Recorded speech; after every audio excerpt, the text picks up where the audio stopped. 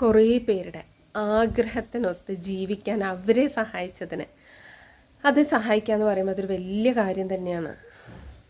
2025 last ഞാൻ തിരിഞ്ഞു നോക്കുമ്പോൾ കുറേ പേരുടെ നല്ല ബ്ലെസ്സിങ്സ്, എന്നും നല്ലൊരു ബ്ലെസ്സിങ്സ് ഉണ്ട്. ചേച്ചി ഞങ്ങളുടെ പ്രാർത്ഥനയിലുണ്ട്.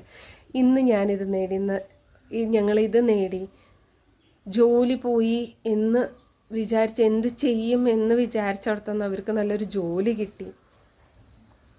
ഭർത്താവ് ഗൾഫിൽ നിന്ന് എന്താ പറയുക, ഒരുമിച്ച് ജീവിക്കാൻ ആഗ്രഹിച്ചൊരു ശമ്പളം കുറച്ച് കൂടുതലുണ്ടെങ്കിൽ നമുക്ക് ഒരുമിച്ച് ജീവിക്കാം എന്ന് വിചാരിച്ചിട്ട് അത് സാധിച്ചു കൊടുത്തു. അങ്ങനെ കുറേ കാര്യം പിരിയാൻ നിന്ന് ശത്രുക്കളെ പോലെ നിൽക്കുന്നവരെ ഒന്നിപ്പിക്കാൻ സാധിച്ചു. ആത്മവിശ്വാസത്തോടെ ജീവിക്കാൻ അവരെ സഹായിക്കാൻ സാധിച്ചു.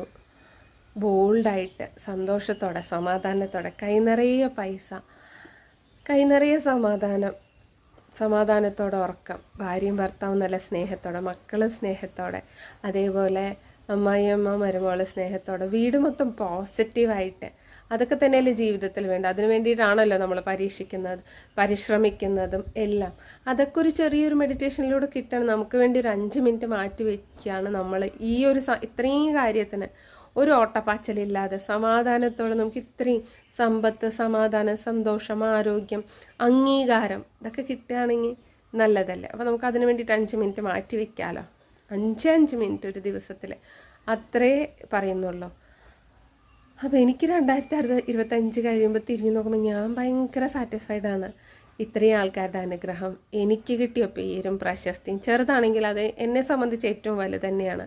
പേര്, പ്രശസ്തി, സമ്പത്ത്, ഞാൻ എഴുതി വെച്ച എല്ലാ കാര്യവും 2025 എനിക്ക് ഇന്നതൊക്കെ സാധിക്കണം എന്ന് വിചാരിച്ചത്, ആ കാര്യങ്ങൾ മൊത്തം സാധിച്ച് സമാധാനത്തോടെ ഓരോ നിമിഷവും ഞാൻ ആസ്വദിച്ച് ജീവിക്കാൻ എനിക്ക് സാധിച്ചതിന്.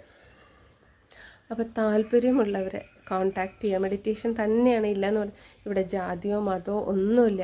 എന്നും മുസ്ലിംസിൻ്റെ അവരുടെ പ്രാർത്ഥനയിൽ ഞാനുണ്ടെന്ന് പറയുമ്പോൾ, അല്ലെങ്കിൽ ക്രിസ്ത്യൻസ് പള്ളിയിൽ പോയി പ്രാർത്ഥിക്കുമ്പോൾ ഞാനുണ്ടെന്ന് പറയുമ്പോൾ ഉണ്ടാവുന്നൊരു സമാധാനവും സന്തോഷം അതൊന്ന് വേറെ തന്നെയാണ്.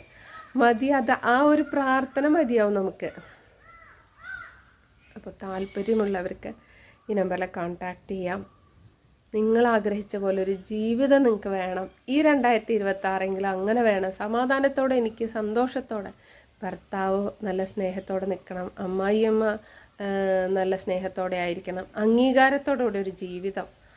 അംഗീകാരം പറഞ്ഞു കഴിഞ്ഞാൽ 4 ആളെ അറിയല്ല, അല്ലാണ്ട്. അപ്പോൾ താല്പര്യമുള്ളവർക്ക് എന്നെ കോൺടാക്റ്റ് ചെയ്യാം. അല്ല വെച്ചാൽ ഈ വർഷം കഴിഞ്ഞാൽ അടുത്ത വർഷം നന്നാവുമെന്ന് വിചാരിക്കുന്നവർക്ക് കോൺടാക്റ്റ്